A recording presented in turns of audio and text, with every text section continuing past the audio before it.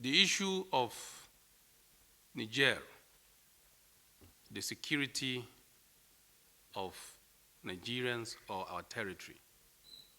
Insecurity has been ravaging most countries in this sub-region.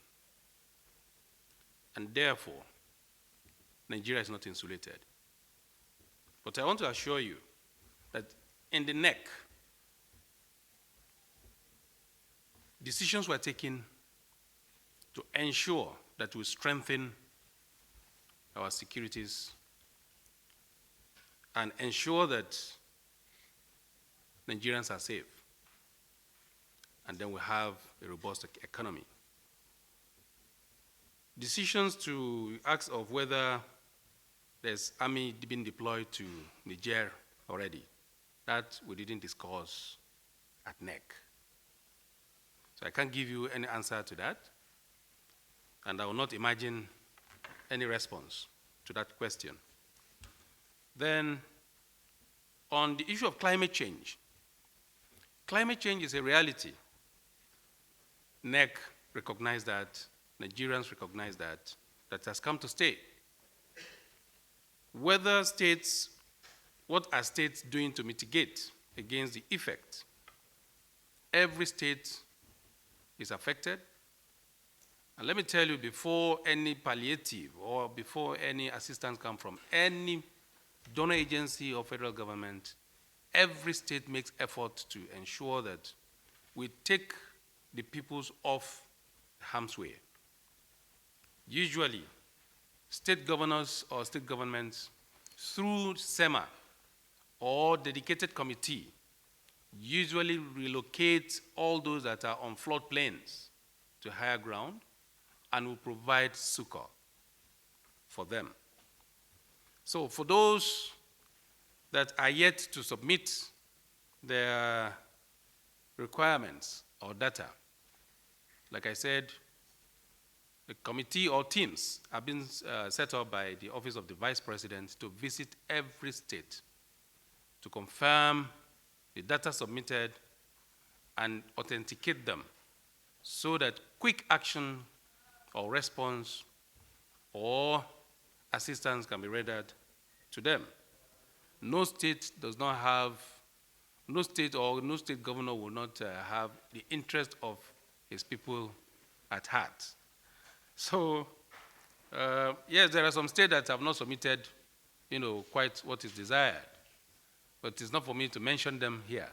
The state themselves, they know those that have not submitted their responses to the committee. No, it is not. It is not appropriate at this point to name names or bring out people who are yet to make their compilations or submit their names. It is not appropriate at this point. But almost 90% of states that are affected have submitted their data, and the teams from the various, from the Office of the Vice President will move around to authenticate them. Then the question on education as it affects the removal of the subsidy. You recall that the subsidy removal will affect various homes. It will affect various students. Mr. President came up with a policy of student loan. And some states, including Kogi State, have decided to offer free education from primary to secondary school. And this is going to affect every home.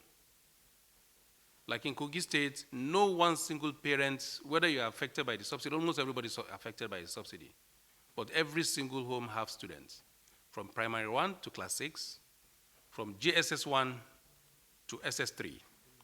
So once you're no longer paying school fees for a pupil, and the state government has taken that burden off you, then I think that will go a long way in relieving or taking the burden of the fuel subsidy. But finally, this fuel subsidy removal is just the way to go. All that we are experiencing today are just immediate reaction to the fuel subsidy removal. In the long run, Nigerians will be good for it. But definitely, we are in a surgical operation theater, and the patient is Nigeria. And we have a courageous doctor in the person of President Bola Ahmed Tinubu, who is courageous enough to undergo this difficult and very tough operation by removing the subsidy and ensuring that in the end, Nigerians will have their own life.